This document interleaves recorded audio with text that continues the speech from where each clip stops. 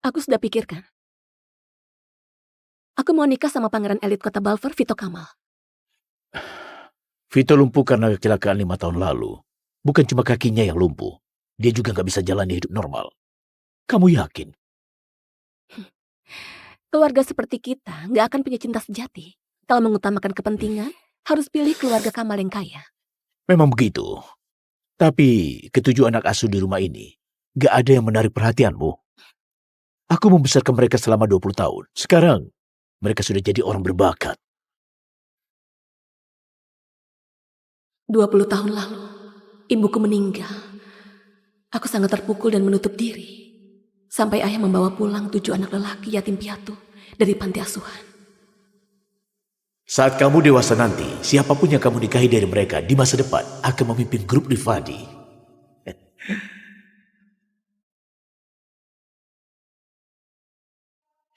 Namaku Deva Harsan.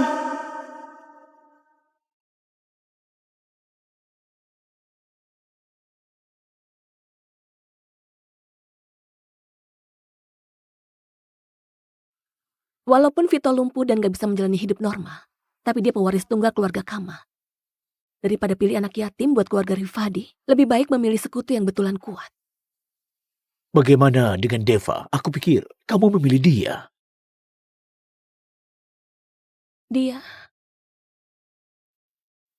Aku sudah coba dekati dia ratusan kali, tapi yang aku dapat cuma tatapan merendahkan darinya. Aku pikir dia dingin dan gak berperasaan ke semua wanita. Sampai 3 hari yang lalu,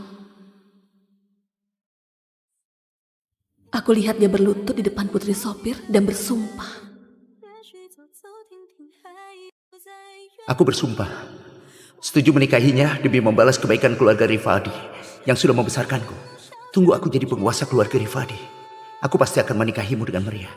Asal Maya gak menyakitimu, aku bisa memberinya uang dan suruh dia bepergian ke luar negeri.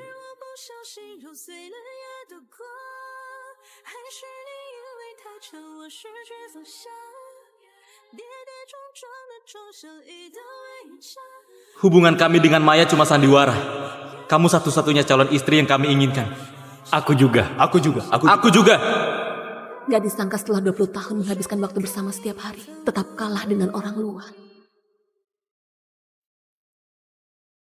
Berpisah secara baik-baik sudah bentuk belas kasih terbesarku. Kalau ketujuh anak itu gak mampu memenangkan hatimu, jadi gak perlu menetap di grup Rifadi. 1 bulan lagi, di pesta ulang tahunmu, aku akan menyuruh ketujuh anak itu pergi dari keluarga Rifadi, agar mereka gak punya niat buruk buat merebut warisanmu.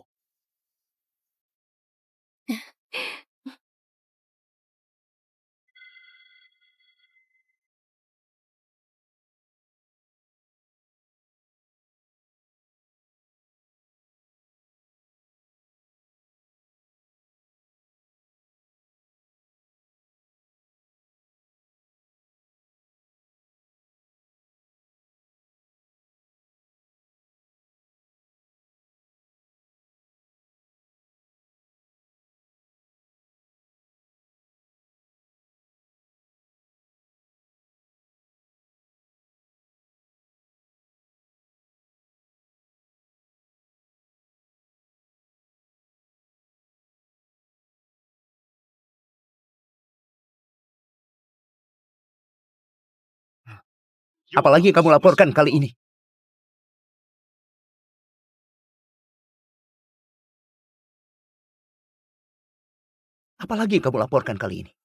Masih bisa bilang apa lagi? Paling cuma bilang kalau kita bertujuh gak ajak dia main. Gak ada yang manjain dia.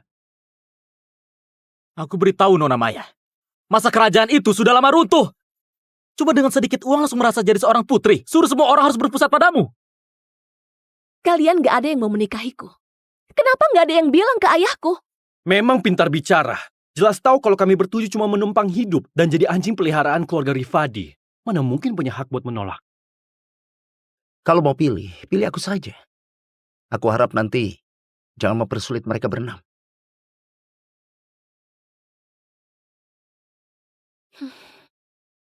Jangan khawatir. 1 bulan lagi, kita akan dapatkan yang kita inginkan. Kak Maya, aku dengar sore ini kamu mau ikut kelas berkuda. Boleh ajak aku nggak? Sana menjauh.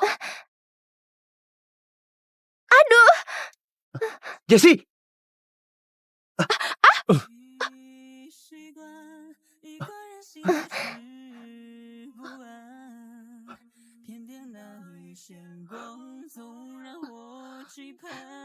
Kulitnya lecet.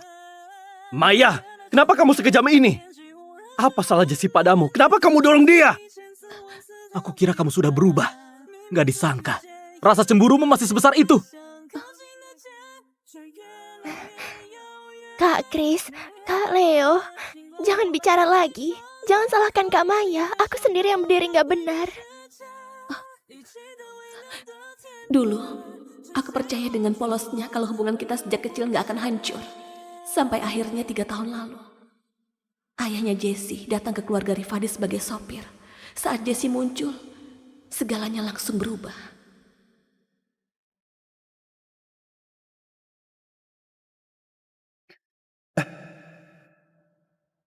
Warisan ibu Jessie kamu juga mau merebutnya?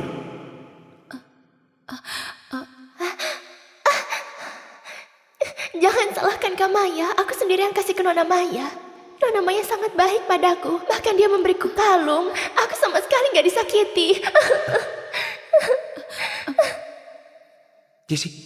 Jessie, cepat bangun. Walaupun kamu nona besar keluarga Rifadi, kamu nggak punya hak paksa orang lain kasih warisan ibunya padamu. Walaupun jepit rambut itu nggak mahal, maknanya jauh lebih mahal dari harganya. Nggak bisa dibandingkan kalung ratusan juta. Kamu memang selalu semena-mena. Cuma peduli pada kesenanganmu sendiri. Nggak peduli pada hidup mati orang lain. Cepat kembalikan jepit rambutnya.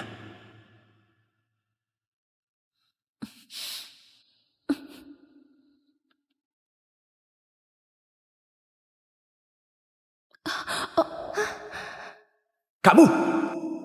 Kalau Nona Maya mau merusaknya dan gak mau mengembalikannya padaku, kenapa masih harus bersandiwara? Minta maaf pada Jessie sekarang juga. Kalau enggak, jangan salahkan kalau tunangannya batal. Minta maaf!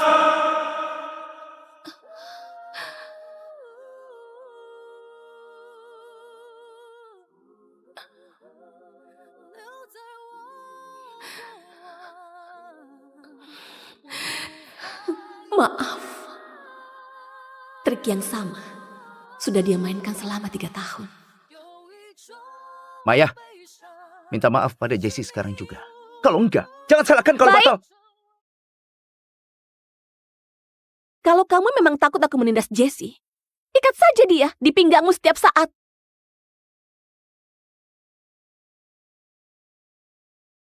Kamu mengancamku. Apa yang mau kamu lakukan ke Jessie? Jangan-jangan karena kita bertujuh kasih lautan bintang luas pertama kali ke Jessie. Jadi kamu manfaatin situasi buat menindasnya ya? Kamu sudah punya segalanya. Sedangkan Jessie nggak punya keluarga yang menemaninya rayakan ulang tahun. Itu cuma gedung lautan bintang luas. Kenapa harus diributkan terus? Lautan bintang luas. Lautan bintang luas ini mulai dibangun sejak Maya lahir. Bagian akhir dari proyek ini aku serahkan padamu. 3 tahun lagi, kamu yang tanggung jawab kasih ke Maya waktu acara ulang tahun.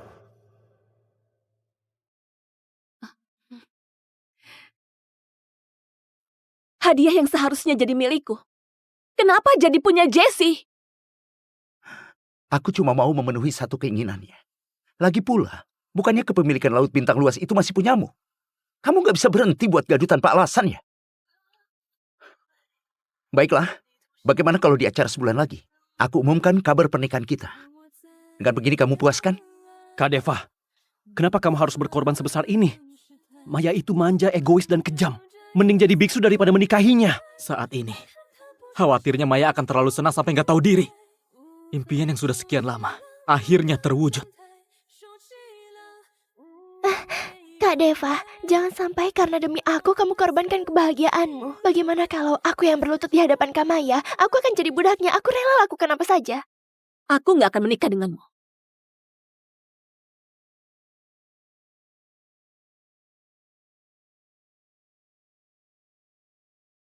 Kamu nggak mau menikah sama Kak Deva? Jangan-jangan kamu mau menikah sama...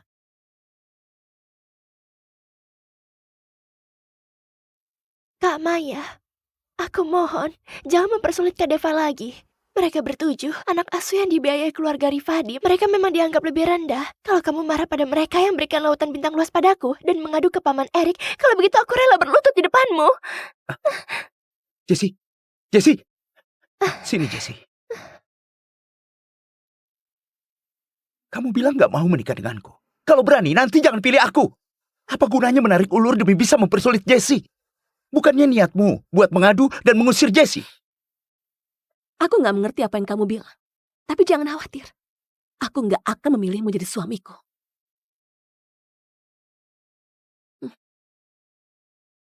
Kalau bukan aku, siapa yang kamu pilih?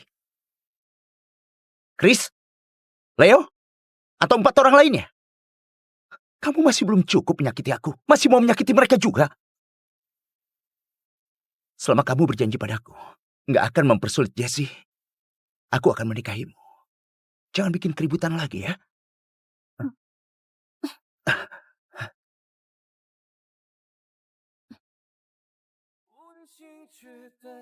Dia pergi. Kak Deva, kamu sudah janji menikahinya. Dia justru pergi. Kenapa sikapnya seolah nggak peduli sedikit pun? Kak Deva, menikah denganku ya.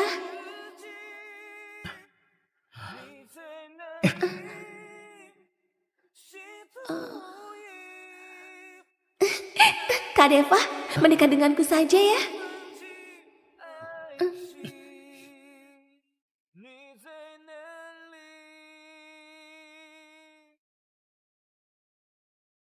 Kak Maya?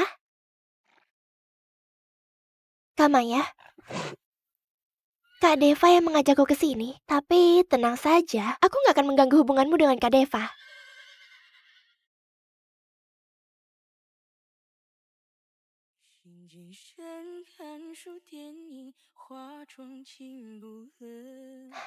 Kak Maya, jangan khawatir, tunggu sampai Kak Deva selesai pasang pelananya, aku mau naik sendiri. Jessie, ayo naik.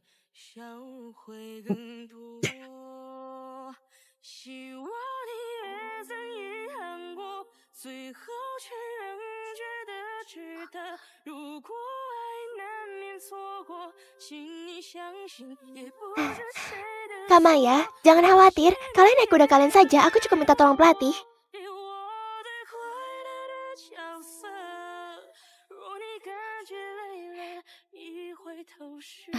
Nggak masalah, aku bisa sendiri.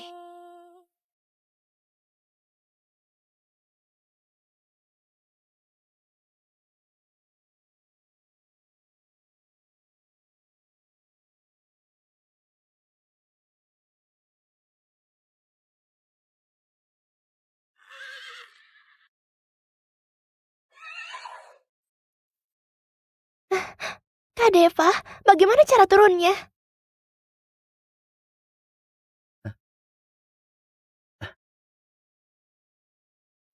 Sini, Jessie. Turun sambil injak lututku.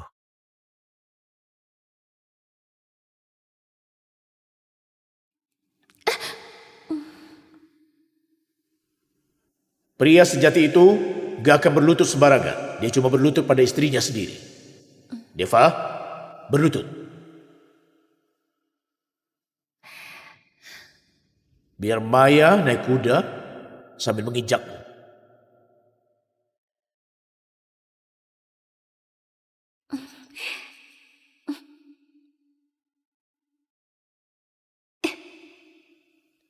Deva, kamu harus ingat, mulai sekarang Maya adalah segalanya bagimu. Cuma Maya yang boleh menginjakmu. Orang lain, siapapun dia juga nggak boleh. Dulu, saat ibu masih hidup, dia juga injak paha ayah buat naik ke atas kuda. Benar kata ayah, pria cuma akan bersedia berlutut pada wanita yang dicintainya.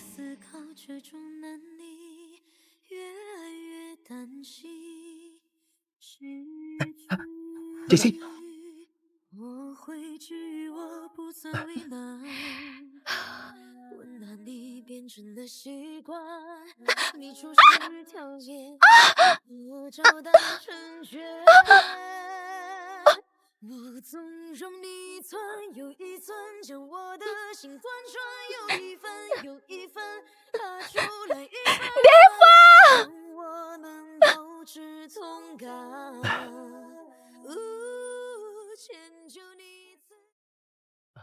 Kakimu masih sakit.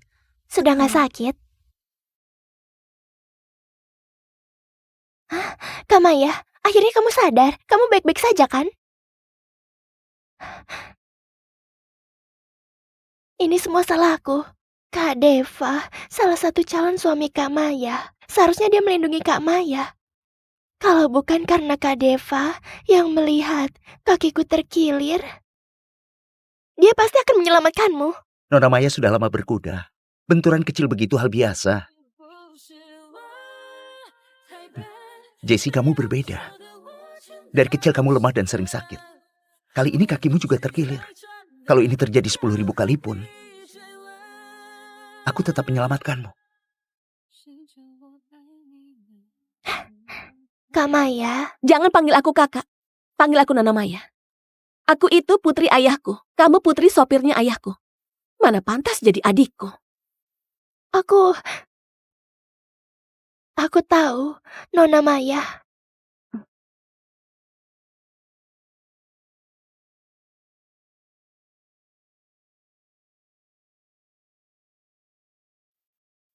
Nggak kejar Jessie. Kenapa cuma diam di sini?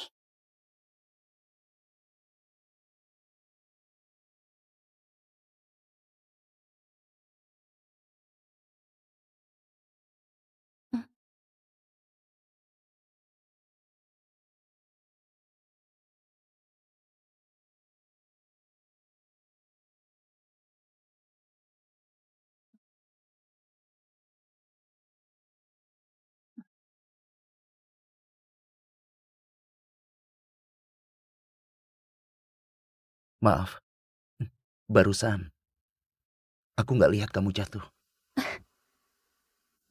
Apa yang dia lakukan? Apa mau lempar batu lalu sembunyi tangan? Kak Deva, kali ini kamu sudah keterlaluan. Kamu sengaja memotong tali pijakan Maya. Walaupun Maya keterlaluan pada Jessie, kamu tetap nggak boleh melakukan itu. Jatuh dari atas kuda bukan hal yang bisa disepelekan. Lagi pula, dia baik-baik saja. Beberapa hari ini aku selalu turuti permintaannya. Anggap ini kompensasi buat dia. Ternyata semua itu demi membela Jessie. Dia sengaja potong tali pijakan kudaku. Perhatian penuh selama beberapa hari ini. Cuma kompensasi karena salah perhitungan. Bukan karena dia peduli aku yang terluka.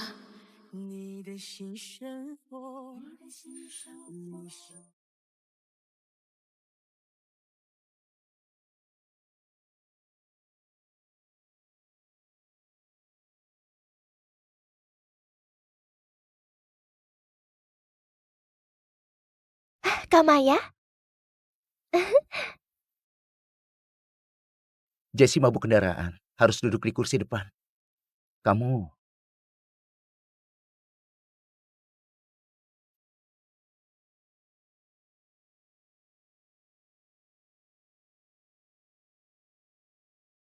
Nona Maya, ternyata Nona nggak naik mobil Deva. Bahkan juga nggak naik mobil ke-6 anak asuh lainnya. Sekarang aku jijik kalau melihat mereka. Ayo pergi. Maya ini makin lama makin keterlaluan.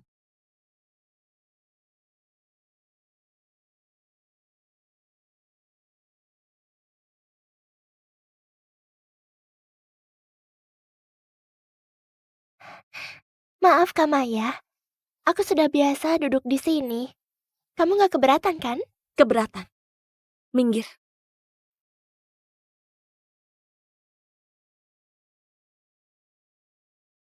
Selanjutnya, barang lelang paling menarik malam ini, air mata samudra. Harga awalnya 100 miliar. Lelang dimulai. 120 miliar. Kak Deva, kartumu betulan bisa aku pakai sesuka hati.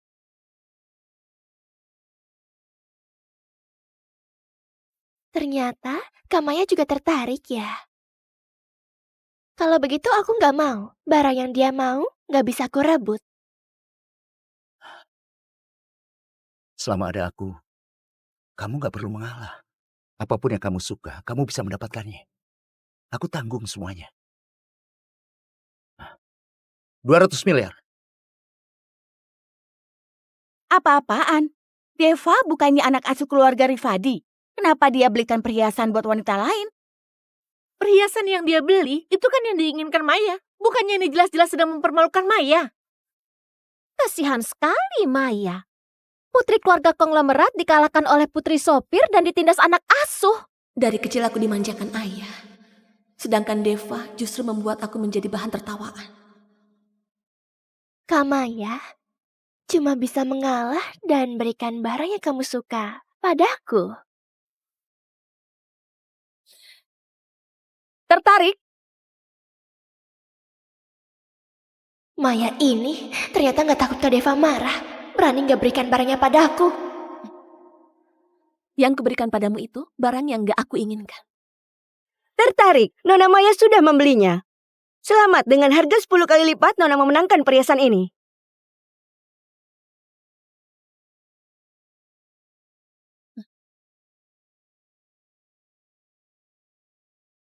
Transaksi gagal.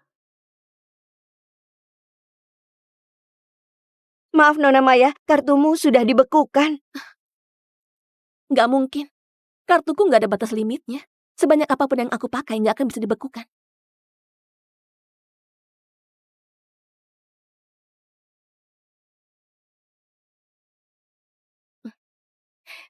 Ganti ini. Tetap nggak bisa. Ganti ini.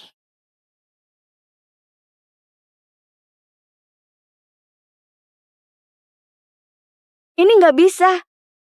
Ini. Mana mungkin. Keluarga Rifadi bangkrut ya? Bahkan nggak bisa bayar 2 triliun. Kalau nggak punya uang kenapa mau beli? Malu-maluin banget. Pakai kartuku saja.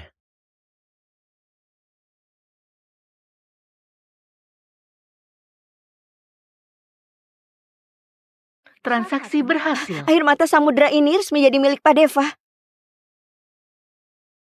Jessie, ini untukmu. Kamu suka? Kak Deva, kamu betulan kasih air mata samudra ini untukku. Iya. Tapi, kenapa kamu memberiku hadiah semahal ini? Karena di hatiku, cuma kamu yang paling berharga. Katanya Deva itu peretas handal. Aku lihat dia barusan buka laptop. Aku rasa dia meretas akun Nona Maya, makanya dia nggak bisa pakai kartunya. Kak Deva, bagaimana kalau perhiasannya diberikan ke Kak Maya saja? Nggak perlu. Dia putri konglomerat. Sudah punya segalanya. Nggak kekurangan dengan satu ini. Aku yang gak kekurangan. Atau kamu yang gak mau memberikannya.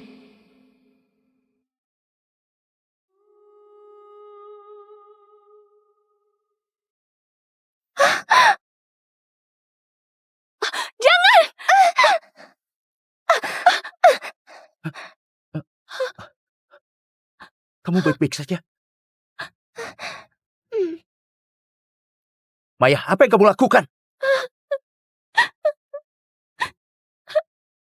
Apa yang aku lakukan? Ini warisan dari ibuku.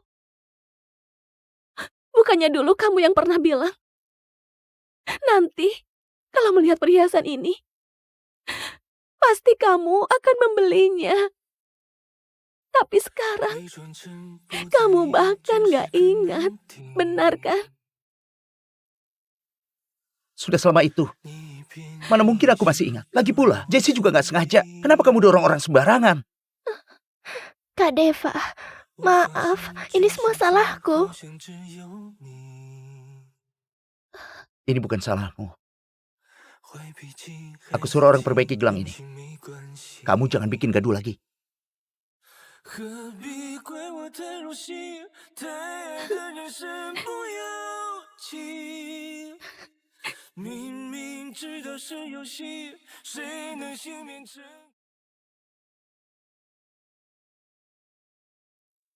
Cuma perkara gelang saja, memangnya harus semarah itu? Mengurung diri di kamar berhari-hari. Kita harus cari cara bujuk dia keluar.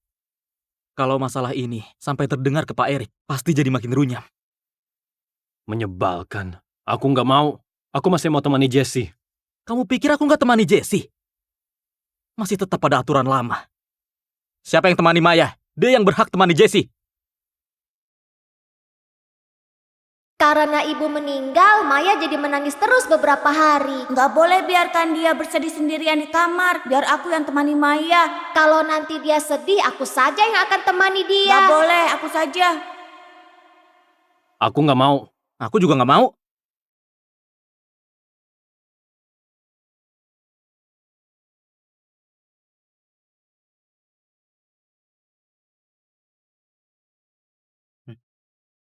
Aku saja.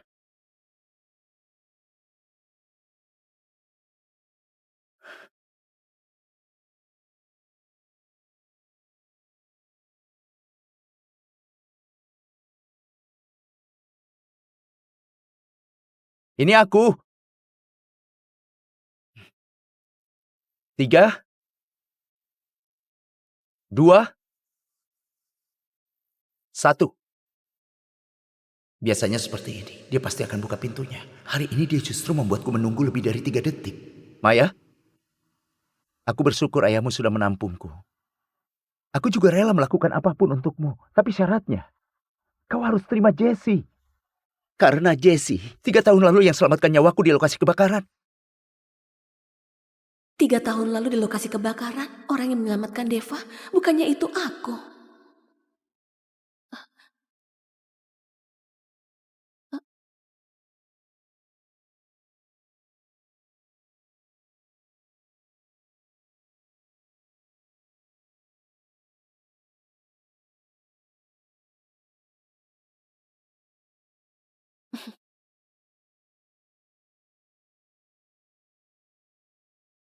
Bahkan hadiah yang diberikan padaku semuanya adalah barang yang gak diinginkan Jessie. Jessie selalu jadi prioritasmu. Aku selalu cuma ada di urutan kedua. Tapi pasangan Maya harus selalu mengutamakanku. Kalau aku cuma bisa di urutan kedua, aku gak akan mau dengan pria yang semacam itu.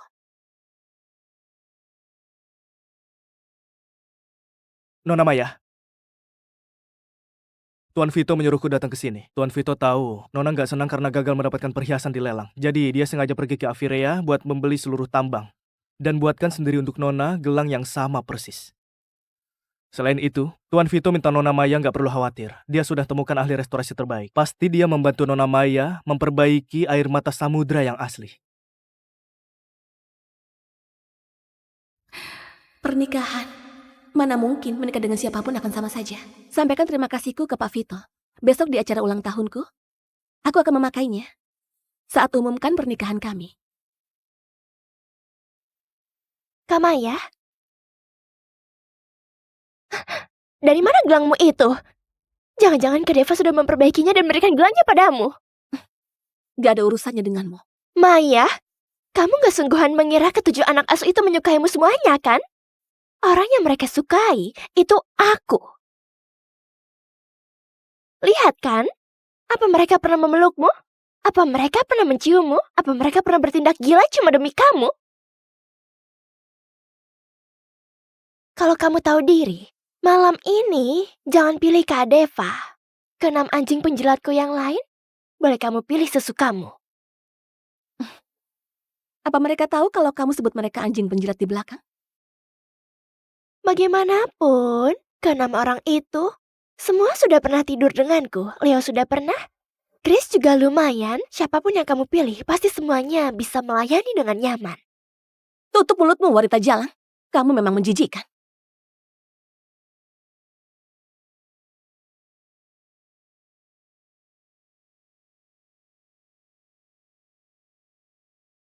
Mau apa?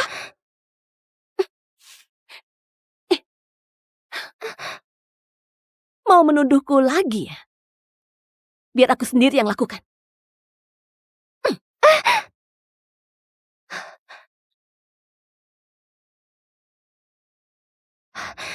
Kak Deva.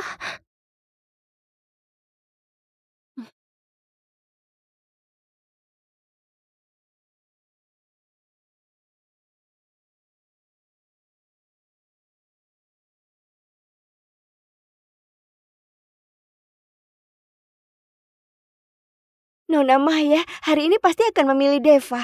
Tentu saja. Siapa orang di Ketayaran yang gak tahu kalau Nona Maya mencintai Deva?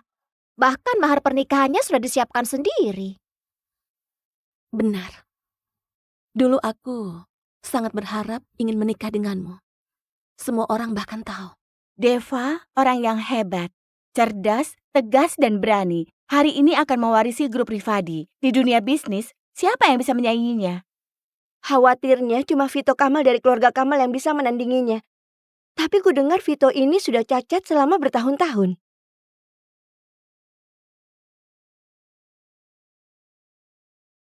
Aku tunggu Nona Maya. Umumkan kabar bahagia kita. Kak Deva.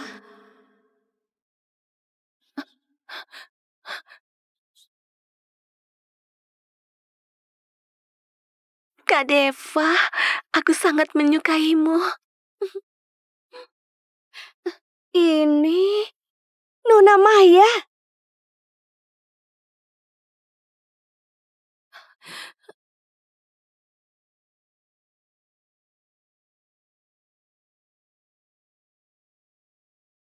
Orang yang ada di video itu Nona Maya.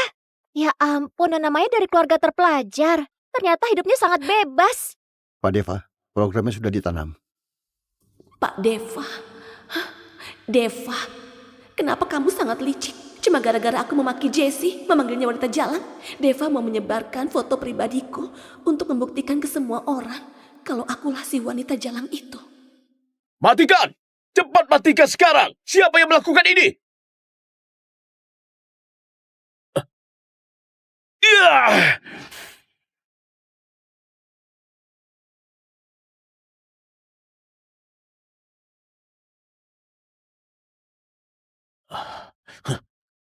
Pak Erik, jangan marah. Lagi pula Deva sangat dicintai oleh Nona Maya. Dia dibesarkan keluarga Rifadi dari kecil. Pasti menikah sama Nona Maya. Video ini bukan masalah besar. Benar, kesenangan antara pasangan baru kami bisa memahaminya kok. Aku bersedia menikahi Maya. Deva, setelah melakukan hal seperti ini, masih punya malu bilang mau menikahiku. Kamu bersedia, tapi aku yang gak bersedia.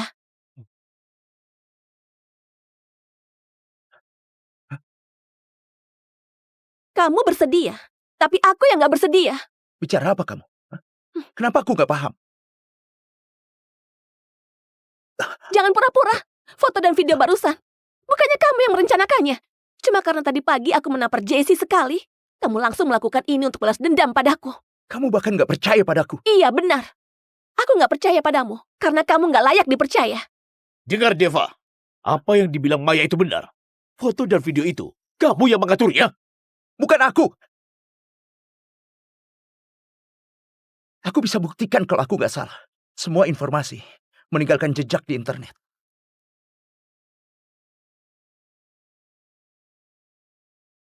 Baiklah, Deva, hari ini kamu harus bisa menangkap dalang di balik semua ini untukku. Orang yang menyakiti putriku akan aku hukum setimpal. Aku sudah menemukannya.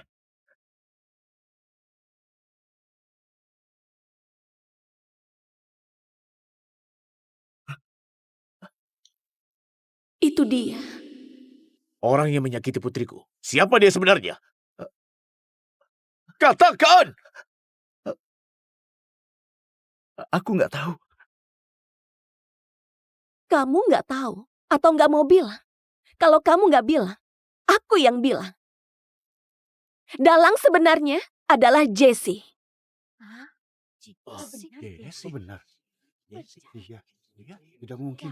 Benar. Jessie, berani mengaku? Aku. Bukan Jessie. Ini karena seluruh kejadian ini, akulah dalang sebenarnya. Itu semua aku yang melakukannya. Bukan Jessie. Aku yang melakukannya. Itu aku. Aku juga. Aku juga. Aku juga. Aku juga. Maya, kenapa kamu harus bertingkah dengan gegabah di hadapan begitu banyak orang? Bicara kasar pada seorang gadis kecil. Apa kamu nggak bisa paham sedikit? Jessie yang cuma kamu tampar sekali itu.